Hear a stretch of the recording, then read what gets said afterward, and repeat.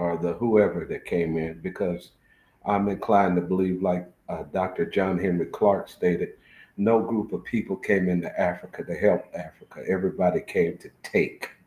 Yes. No one did anything to help. So uh,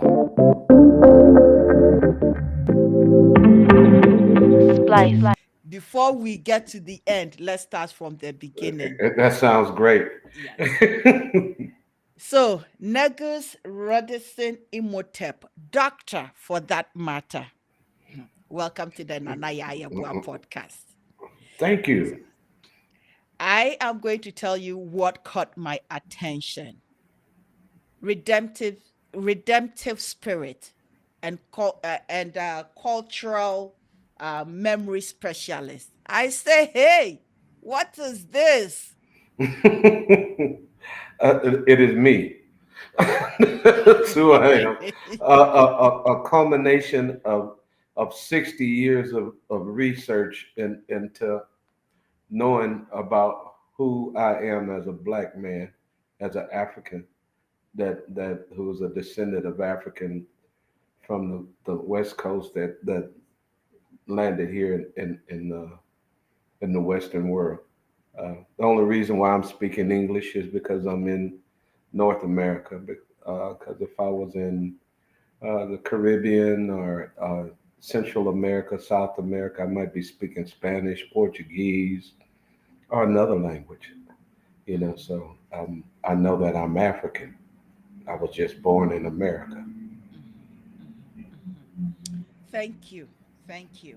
So, in today's conversation, I really want us to look at what the cultural memory specialist is, historical truth telling, which you've already started, and also how to carry a redemptive spirit, which I find in this day and present is really, really critical. It's always been critical, Yeah. but with the evolving and changing world narrative, what kind of story do we as Blacks, both on the continent and diasporans, you and I, want to tell? And how do we want to tell our stories? And I know you're a critical race theorist, and I love counter storytelling. Yes. So that fits perfectly with me. Hallelujah. Oh, well, I got Amen. plenty stories. Ah, yes. And from one storyteller to another, Yes. whose I think our intentions align in the sense that we want to tell our own stories and created that platform and also done work on ourselves as self-aware beings to be able to do this. So let's get to the beginning, which is the cultural memory specialist. So why is it so vital in the struggle for, say, the Black liberation across the board? The main reason is for the knowledge of who we are as a people to everyone, but yet there is here, especially in this nation right now with this present administration, attempts to erasure. Mhm. And my objective as a cultural memory specialist is to be a person that is here that reminds the people of the past, and in the same manner as what the griot would, to Mhm. remind people of the stories of what your ancestors went through, to remind the people of the pitfalls as well as the summits of reaching the high point. So we want not just to tell the good, but tell the bad, tell everything, Mhm. so that our youth that come behind us, that they will have some type of information. And it's so important for us as African people is to create our own narrative and keep our narrative forefront, and not someone else's. Um, that's why I went through the process of changing my name this late in my life. I went 58 years carrying the name Claire Rudison Jr. And today, if someone calls me that, I will not even look at them. Mm, I'll pay no attention to them because you're gonna call me by my name, the mhm. name that I created, not the name that uh, my ancestors just handed down to me because it was the name of the white man that owned uh, their ancestors, even to the point of our religion and all of that stuff. That brings me to the point in which I always say, what is it in a name? Mhm. I specifically choose the Nanaya Yeboaa podcast, and like I explained earlier, the Nana being a title and being named after my grandmother, who is a Fia Yeboaa, but I'm Thursday born, so it's Ya Yeboaa, and the Yeboah meaning helper. And I have realized that I've always lived my life as helping people. Mhm. And so within, say, many African naming practices and systems, names are very important in the attitude, the behavior, the cultivation of the person to become who they are intended to. And the name may also mark an event in the family's life. So the names are very important. I'll share with you a story. I had a Ghanaian guy deliver, sorry, the wife delivered and gave the child an European name. And I asked him, what does it mean? And it's like, oh, he doesn't know, but he gave the name because it's easy. And I said, that is the problem. They can't pronounce it, but they can pronounce all these Russian names. So that means they have to learn to pronounce your name. Mhm. I said, you need to decolonize your mind because the wife has a typical Ghanaian name, very sweet, very nice, very simple, and Mhm. very meaningful. And he's given this child a European name with no day name, not even the Ghanaian day name. So exactly.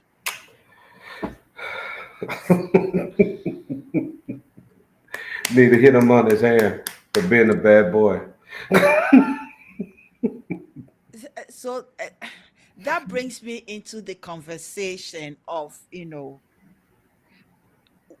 what are some of the strategies to be able to decolonize our mindsets both here and on the continent and across the board, because we need to be able to do something. Well, first and foremost, I would like to say that well, we as people of the motherland, our Kibulan, we are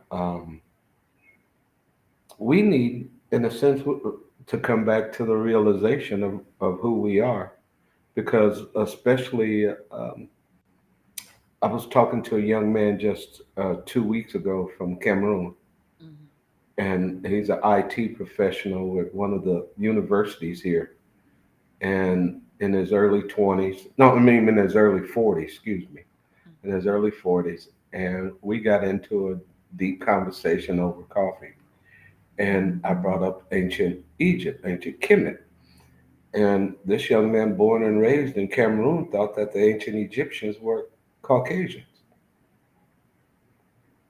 and you're born and raised on the continent of Africa. So there's the colonial mindset has deformed the African intellect. The African psyche had been attacked as soon as people, our ancestors, accepted the ways of the Europeans or the Arabs or the whoever that came in. Because I'm inclined to believe, like Dr. John Henry Clark stated, no group of people came into Africa to help Africa. Everybody came to take. Yes. No one did anything to help. So um, that's my mindset. We have no friends in a sense when these people come into our country because they're there to exploit, and that's it. And that's why we have to create our own and protect our own. I love what's going on in the Sahel right now. Yes. Yeah, and that unification of different countries. I got my I'm a fan of Bob Marley. Bob Marley sung that song "Africa Unite," Yeah. and I'm looking for that to happen. Uh, Even my father, my grandfather, he was a Garveyite, Marcus Garvey, Yeah. and he was a Garveyite, and he always, my mother told me, he stated that it was going to be a day where the Africans at home on the continent and the Africans abroad were going to bridge together and meet. And now here we are, you and I, right Yeah. now, that prophecy being fulfilled. Hmm. So that's what it's about. And which is really true in the sense that definitely people cannot remain, how do we call it, enslaved forever. True. At a certain point, the truth will always come out. The realization will also always come out, and things don't always become standstill, but they definitely change. And those that impose on others, at some point they themselves implode within themselves, whilst the others that they were trying to suppress go their own way. It is. Thank you for mentioning what is going on in the Sahel, and being from Ghana myself, and say Burkina Faso, right on top of Ghana. Yeah. When you look at the map, it looks like Ghana is the face of the woman or the head, and Burkina is the scarf on top of. Yes. Yes. So if Burkina is the load, it is a load that carries on top of Ghana.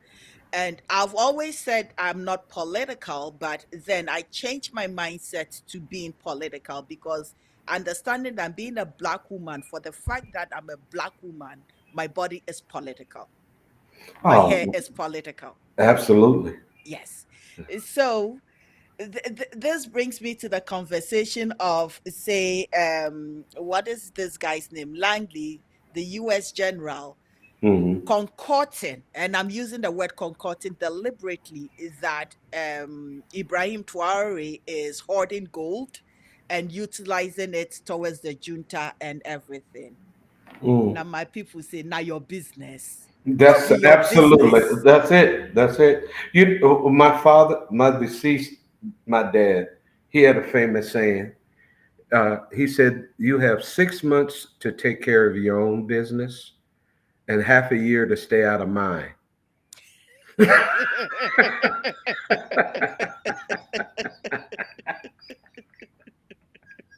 Okay. So we get to get this point straight to get it across that that's none of your business. It's not your business. It is not your business. You live in the US. We Hmm. live on the continent. Okay.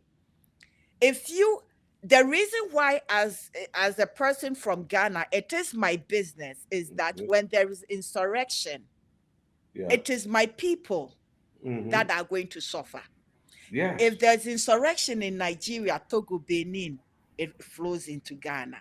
If there's insurrection in Cote d'Ivoire, it flows into Ghana. So, as a Ghanaian, everybody around me's business is my business True. because of its ripple effect. Hmm. But what is this young man doing that is wrong? Nothing. Thank you. He's doing what Thomas Sankara and what Patrice Lumumba and what Kwame Nkrumah and what Samora Machel and Eduardo dos Santos and the litany of other black men and women who were leaders on the continent when they said they were ready to decolonize their minds and decolonize the way of their oppressors. Here came terrorists to come in and eliminate them through assassination. So it's always been just like I remember reading a book about 2 years ago by a professor out of the University of Houston named Gerald Horn. He wrote a book called Born in Blackness. Mm. And in Born in Blackness, he stated basically on the at the time of exploration when the Europeans in the 14th, 15th century was starting to move out of Europe and ride on ships, they heard about what happened in Mecca around 315, 325, around there, uh, BC, AD, or CE, what they talk before during the Christian era, when Mansa Musa carried the caravan of all the gold over into Arabia and wrecked the economy of the of that area for 10 years.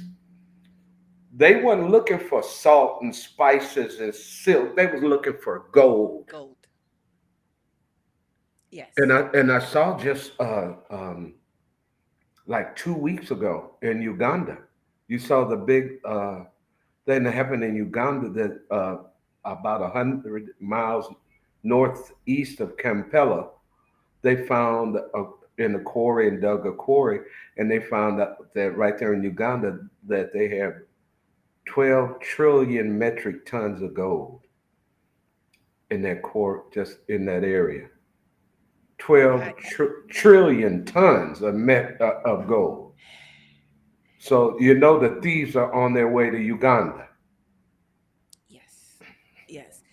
And I do hope, and this has been a continuous conversation with myself and a few people, that as Black people, as Africans, we need to define what is important to us and for us Hmm. first before anybody else.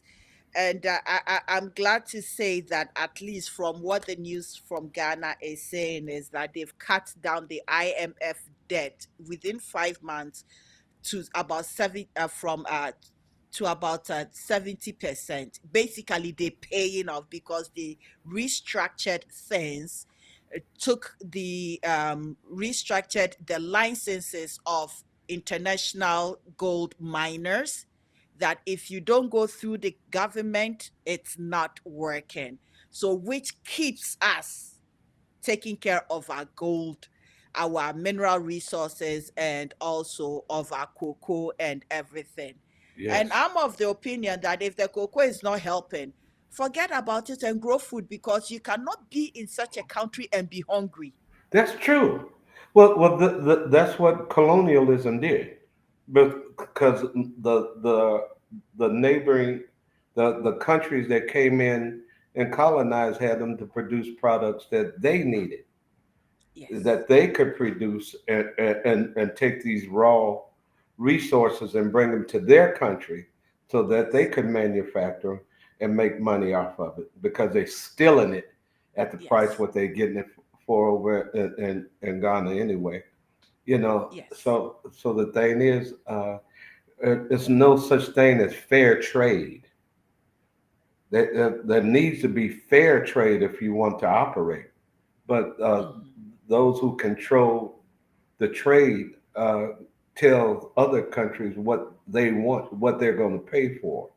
That's Hmm. why I'm so happy about uh, uh, Abraham Torre, President Torre, Yes. because what he's done in just these short 3 years, to where he paid off the International Monetary Fund, he paid off all the debt with the World Bank. Now they don't owe nobody anything. And Now now they France, rebuild yeah, themselves. now rebuild and create your own uh, empires like the ancient Ghana Empire and the ancient Songhai and the Ghana, Mali, ancient and Songhai. Mali Yes. Empire. Because see, Ghana was a part way bigger than what it used to be Yeah. under the Ghana Empire. Part Yes. of the Mali Empire, that place where we call Ghana today, may have been a part of that same empire. All they're right in the same area. So Yes. it was just different time periods of who was Hmm. in control. and I'm looking and I'm rejoicing in my spirit to see that the opposition from our people is on the upward, and I love that. Uh, One of my main things that was helping me as a storyteller too. One thing, it hurts my feelings as a African man. I hate to call myself black because I'm more than black. Black is a color. Mhm. Okay, they say Africa is a Greek word to tell the truth. Africanus. Okay, Afrikaners, It to was tell. named after Africanus. Yes, and what hurts me more than anything is that I can't speak to you in Akan, Yes. or if you were Yoruba or Igbo, Igbo. Yes. So I would love to be able where we could communicate Hmm. in our mother tongue. Yes. So because when I speak this language, I can only try to calculate what to say to you from this European standard. And I know there's some things that you could say to me in your language that means something very rich, and I wouldn't even be able to comprehend it. And they did that on purpose because they didn't You want are you and very I right. they didn't Mhm. want you and I to talk to each other. Yes. Yes. You are very right. Um, that brings us to language in the sense that the power of language to define, refine, and to, how do we call it, move as. And there's a lot lost in meaning when you do a translation from a mother tongue into English. English cannot contain all that a mother tongue has, True. because African proverbs, wise sayings, philosophies are all embedded in the orator. Uh, Now, I speak Akan, but the depth of the language, I, I'm really at the surface, Okay. because when you really hear the say Akan appellations being said, appellations may be closer to maybe say poetry, but not entirely. It is so deep and rich in meaning that it's like wow. hmm what got me? I love that means of communication. I have a daughter who's 42 years old. She's in Punta Cana, Dominican Republic right now, doing at a festival. Mhm. But I remember when she was a little girl, about 3 or 4 years old. I took her and her mother to a concert in Babatun Olatunji from Mhm. Nigeria. A master drummer was in concert there, and we were in a crowd of maybe 5 to 10,000 people in the crowd, and we were listening to the music, and the music was ripping, and it was good, and I was feeling it. I was like, yeah, yeah, and then all of a sudden, I turned around and looked. I said, "Where's my daughter? I don't see my baby. I'm looking for my baby, and the crowd is just jumping and hollering, and I'm looking through the crowd, and I looked at mom. I said, "Where's the baby?" And she couldn't find it, so I'm running through the crowd looking for the baby. And then I get midway through the stage, and I looked up. I heard a bunch of people screaming and hollering. My daughter was up on stage dancing, a 3-year-old girl dancing on side of the master drummer Olatunji.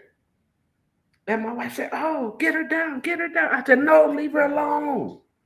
That's her ancestors. That music pulled her into It's the dancing. spirit.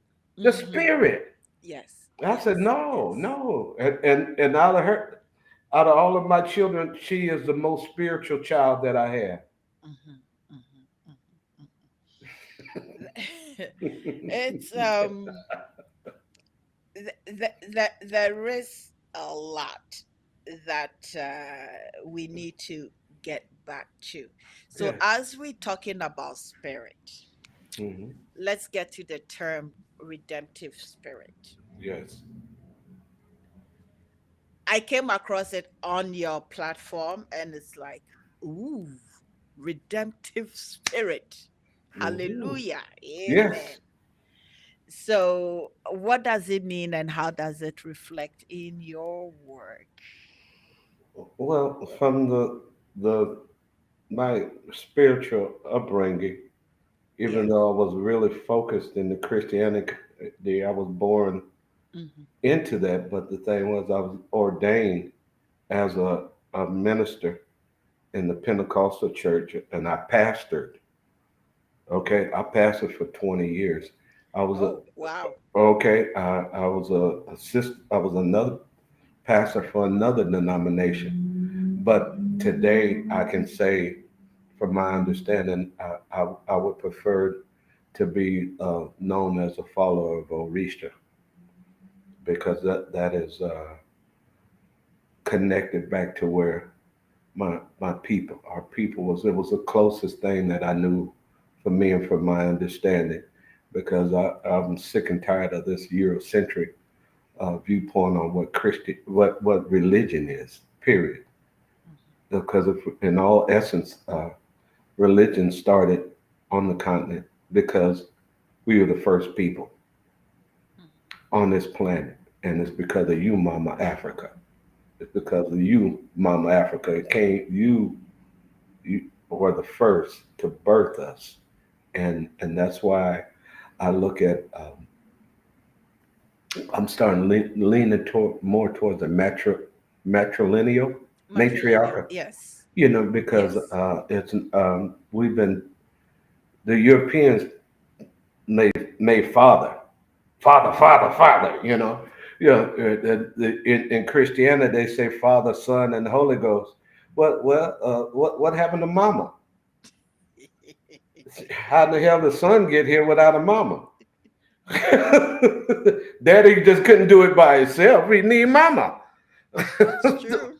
The first somebody that after they slapped me on my behind, they put me on my mama. I know my mama, right? So It's you go to funerals. They don't care too much about daddy, but when mama die, everybody going crazy. Oh, mama. you know, it's because that is still in us. it is. That's still in us. That's why It's primal. us primal. It's Mhm, innate. mhm, It's down on the inside of us. mhm, So that's why I love both of my parents are deceased, but I know that they're still here because they're spirit.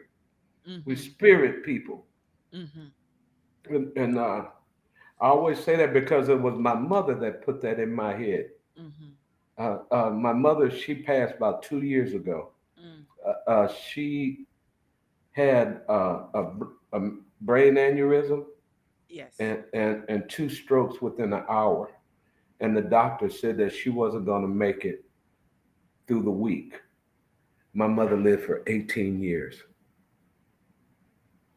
Okay, It and wasn't her time. It no, wasn't no, her it was not time. time. I remember even when I saw her laying up in the hospital, they shaved her head and drilled and had tubes up her nose. Yeah. And I come and I see my mom. I said, Mama, I love you, Mama. Don't. She said, baby. She took that tube out of her mouth, Mhm, and these are the last words that I heard her say to me that she spoke.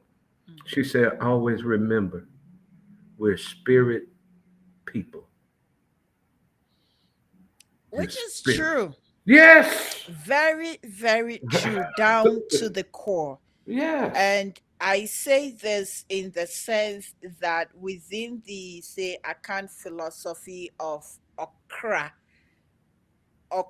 and Sunsum, Sunsum being so, Okra is your spirit. So Okay. when you die, Mhm. your Kra lives on, Yes. right? So which can the terminology that we are spirit people, and that Yes. is why we still respect the ancestors, Yes. I do because we too. know that they are still there with us. They have Yes. not left us. And when we pour libation, it is a connection to Mother Earth, to the heavens, and to everything and anything nature around us, because we identify that there are spirits and nature has a lot to teach us. True. And even at that, the spirits, there are good spirits and bad spirits, and it's who True. you call on, such as there are good people and bad people. So True. your mother is right. And that is one thing that for me spiritually I have detached from Catholicism into my spiritual self, in Mm-hmm. identify within my core what is my purpose Mm-hmm. and how do I become fully and authentically me as Nanaya Yeboah, as the Mm. spirit being here. And and that's why I think when I saw, it's like, okay, I align with this person, so you're coming on my show. My father, what took me, my dad would say, Yes. he said he would say he said you were born to harass white people. I said, well, because I always say, he said, well, who invented this? I said, well, African people invented that. Well, who invented that? A black man. Who invented a black woman? He said, he said, you're the blackest child I have. I said, well, okay, thank you, Dad. It's so fun. It's so funny you said. If I was born in those times, I think I would be part of the so-called dissidents. But Oh, definitely, mm-hmm. Dukadaya. It's a, I do or I die. I will Dukadaya. be Dukadaya. Dukadaya. See, I pick up quick now. Pick up- we keep having No, conversations. I'm gonna be speaking of kind.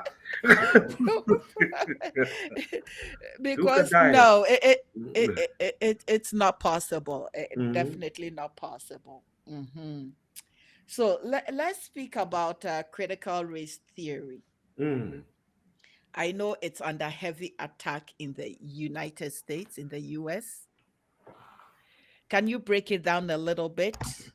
Yes, critical race theory was a theory that was created by Dr. Derek Bell. He was a Mhm. law professor at Harvard University, and he was a esteemed law professor. He did a bunch of research, and after looking at the legal system in the United States, the Constitution, and he came to the conclusion that everything that was written had race entangled in it, and it affects uh, us in this country dealing with education, healthcare, uh, employment, uh, sex, uh, just about everything in society.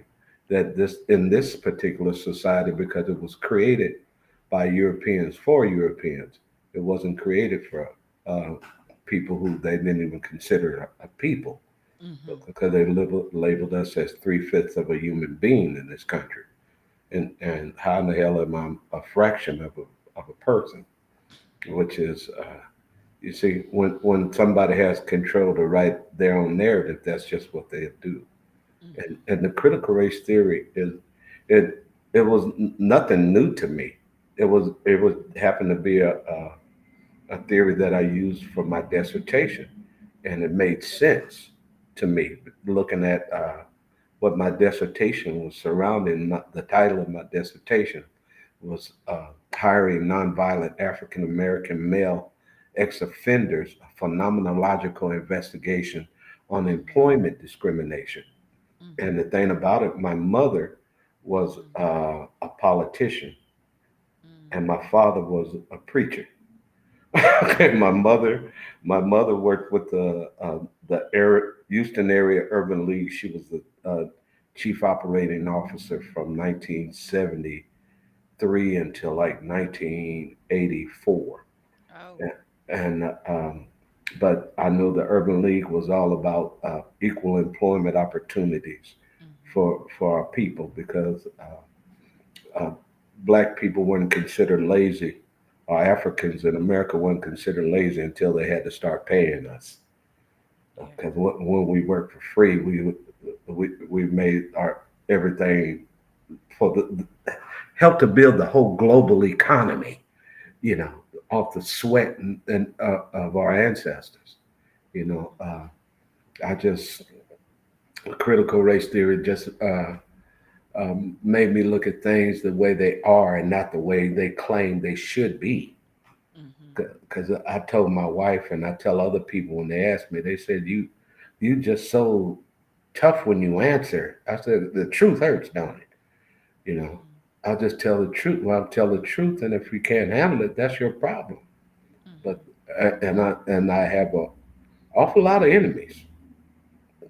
Even on LinkedIn, I get people attacking me on LinkedIn because they don't want to hear about black people doing any African people doing anything. They always want to question, how do you come up with that? I bring in empirical evidence based data, and people want to argue with that.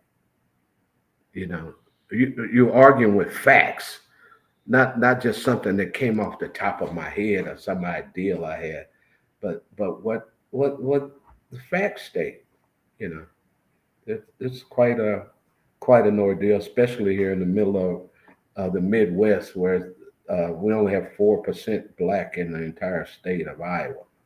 Okay, so very roughly maybe 150,000 black people total in the entire state of Iowa. There's 3 million people, and I'm up here with dreadlocks and beard up in the middle around these white people, and they're looking at me crazy as hell. Oh, you're from Jamaica, aren't you? You know that. Yeah, now get out of my face, you know. Oh my goodness. But,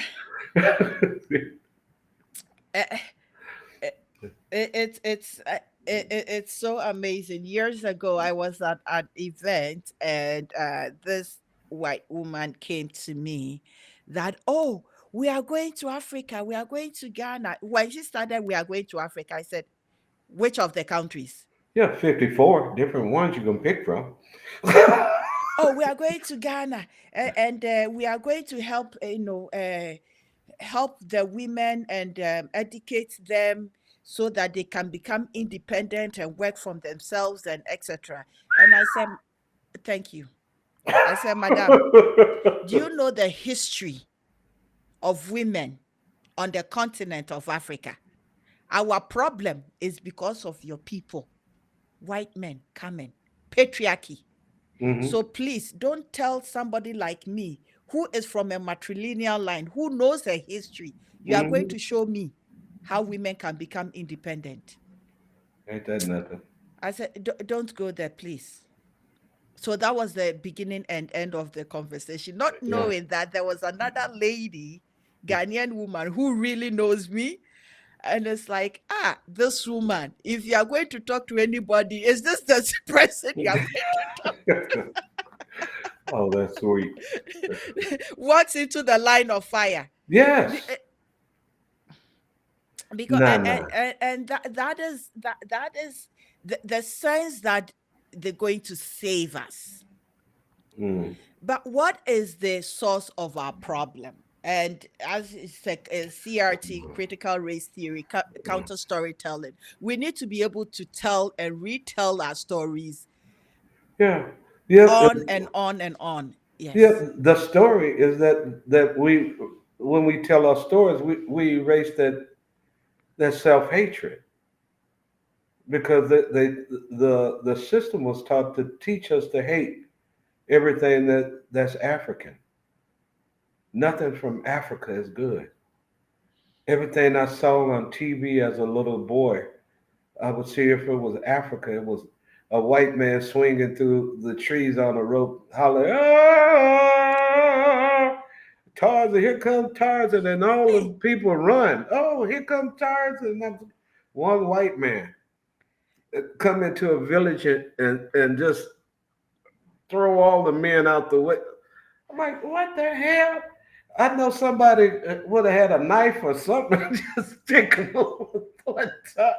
What make he hollers and the elephants run, and you know, a lot of people don't even know that Africa is not covered in jungle.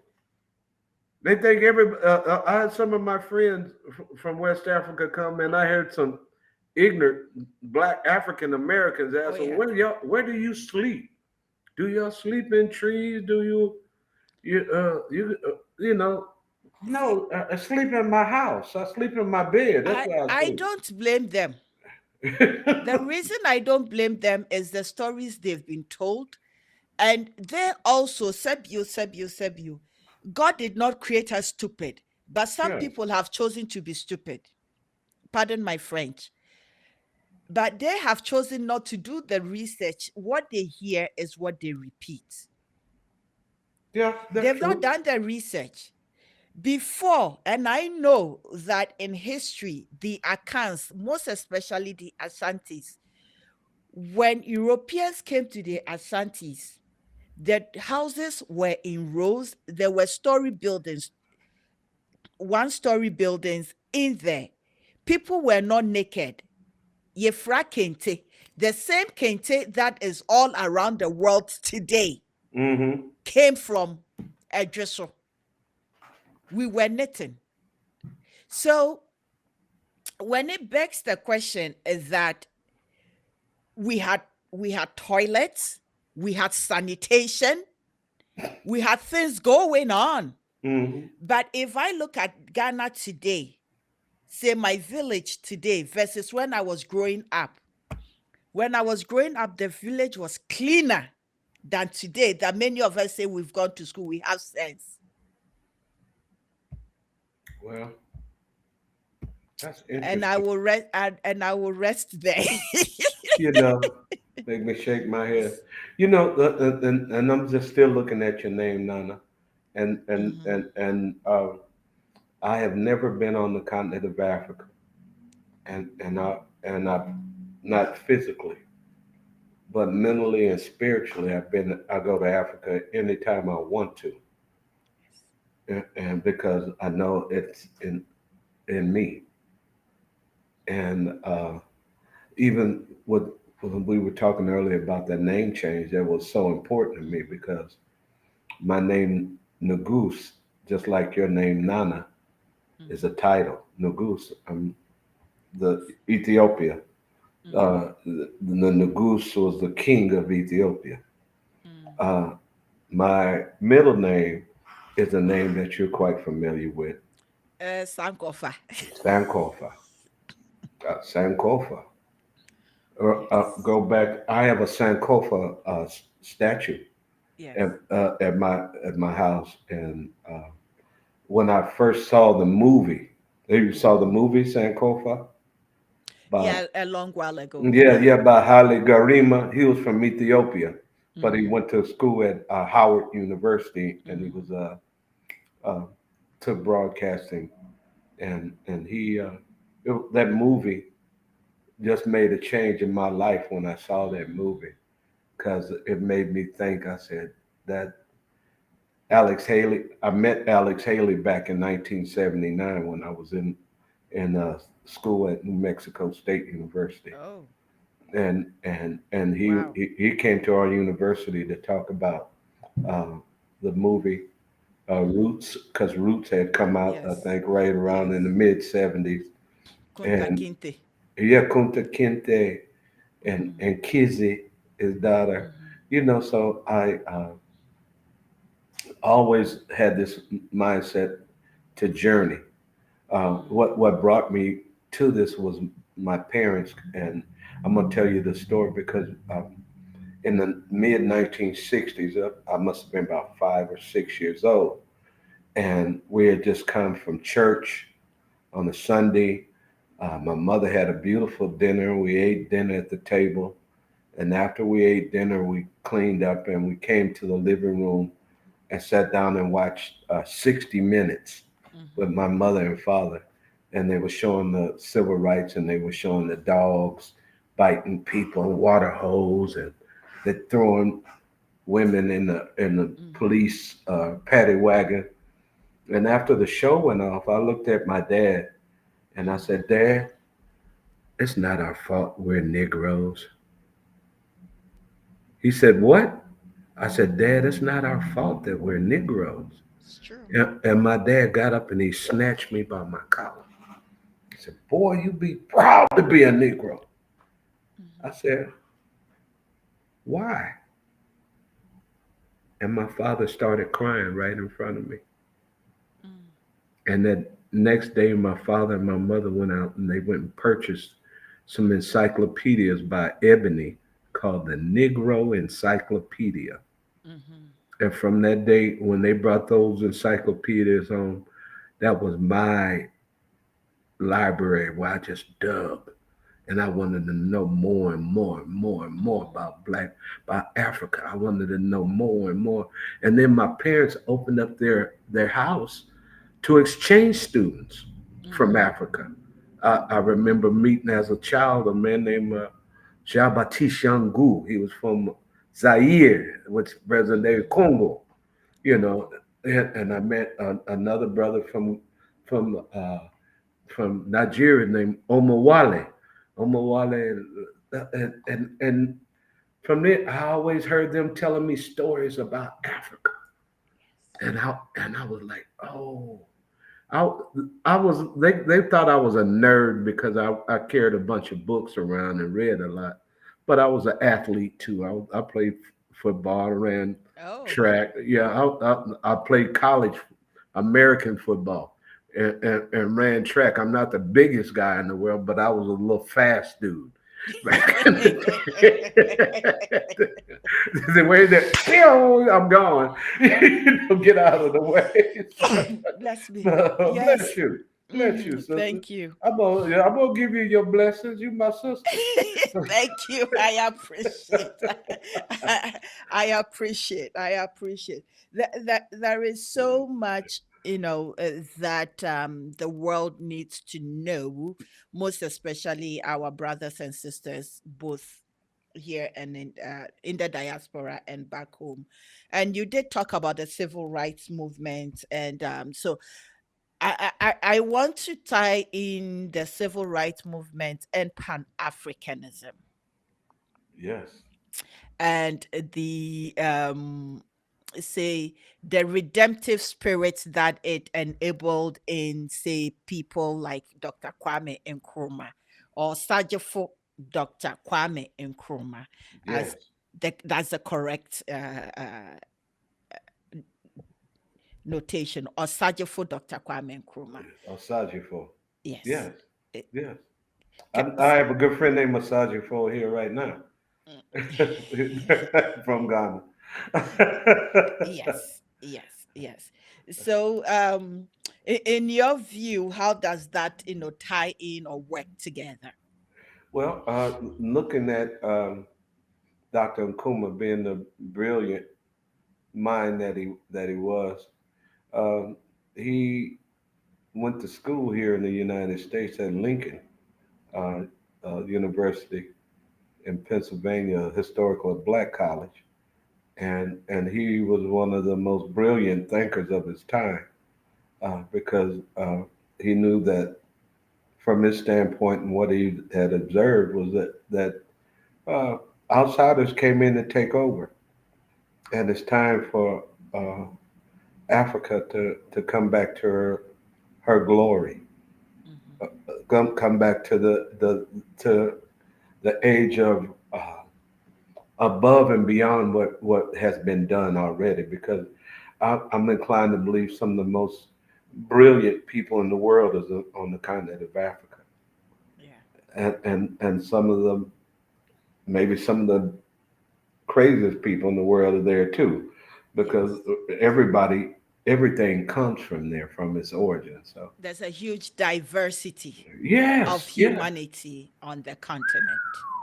What messed me up was is how Europeans had lied about the size of the continent.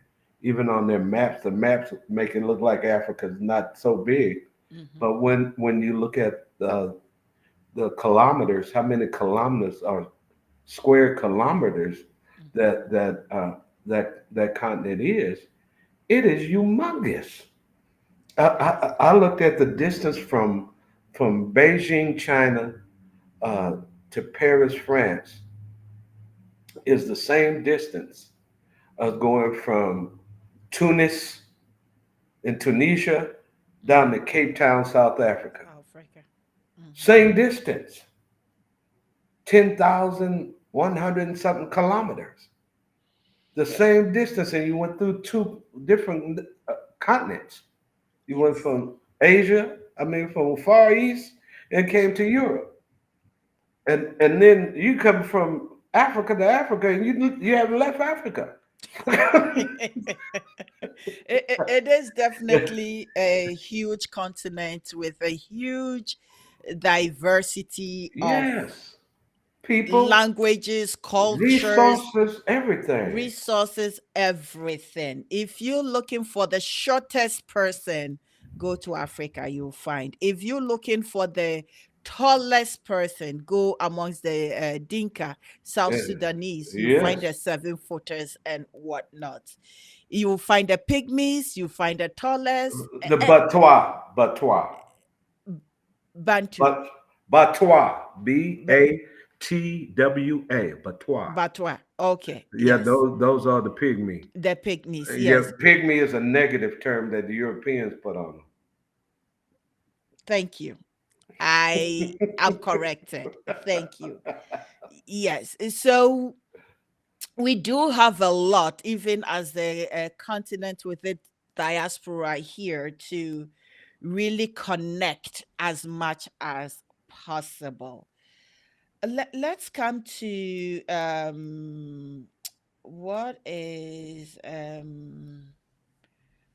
sort of like the global African consciousness. And when I say African, I mean all of us, them.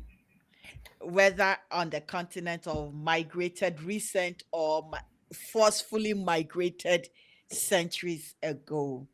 Um, what do you think are the global outlooks of opportunities and threats, and what do you see as a cultural renewal that may help with us and also reparations? I know it's a loaded question, Yeah, but it take is. it It anywhere. is. But the thing is, what we really need to come to a realization is come back to the truth about African spirituality, and because Mhm. we've been miseducated, and over again in our conversations, we've been talking about African veneration, our ancestral veneration, and honoring our ancestors who laid the groundwork and laid the way for us, Mhm. and just to uh, even to decolonize the way we look at Yeah. even our religious standpoint. Because I was listening to Wallace Sanyeko of Nigeria, uh, big time Nobel laureate, Nobel Peace Prize winner, Nobel Mhm. laureate.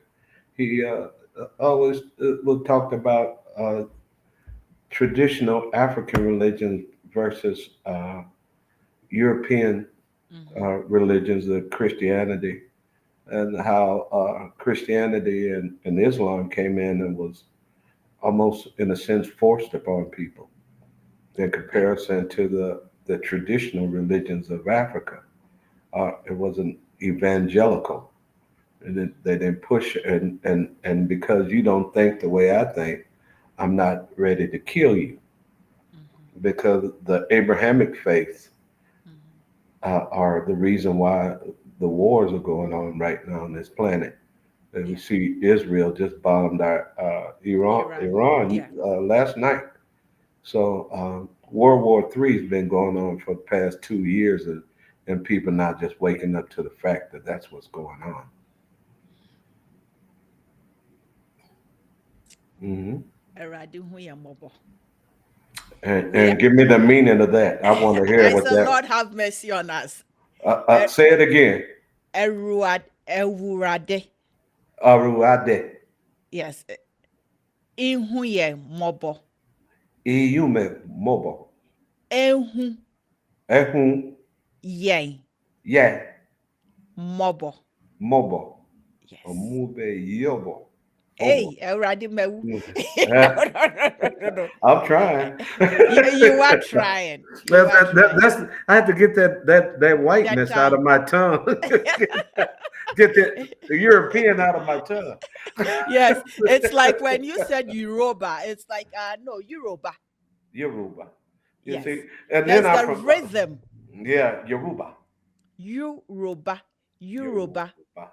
Okay, because see, Yoruba are not just in Nigeria; they're in different places on the West Coast too. They are. It's a big group, yes, but different names right now. Okay, Yoruba, yes. Yoruba, So Yoruba. the yes, Yoruba, and then the Igbos, Yeah, and Hausa. Those were and the then the Hausa, uh, yes, uh, and the uh, Akan. Akan. Yes, in Hmm. Ghana though, but they Yes, spread the the Akan in Nigeria, no, the Akan spread the into Ivory Coast, Cote d'Ivoire. Cote d'Ivoire. Yes, the Uh-huh. Jamai people.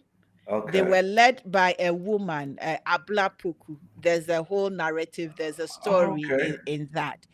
So when you look, I know this is not part of our conversation, but when you look at the Akan clans, the 7 or 8 clans, all were led by women.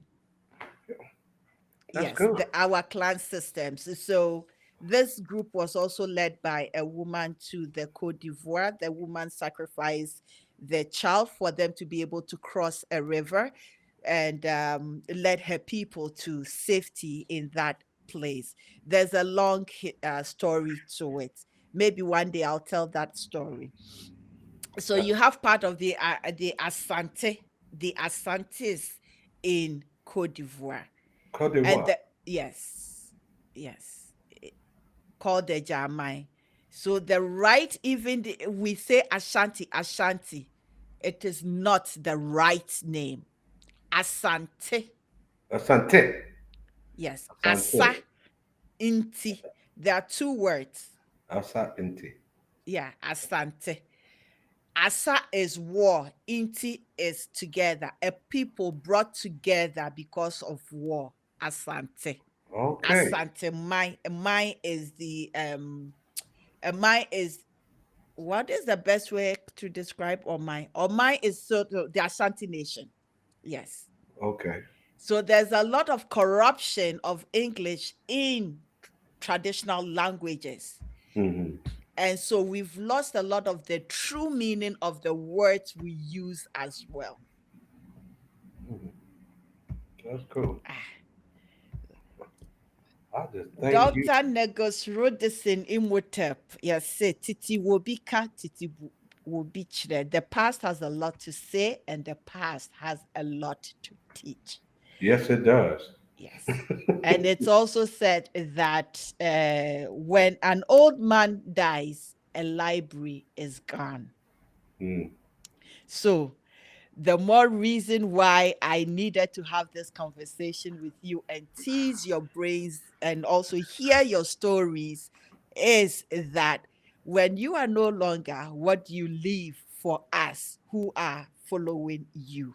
It is that knowledge, it is that wisdom.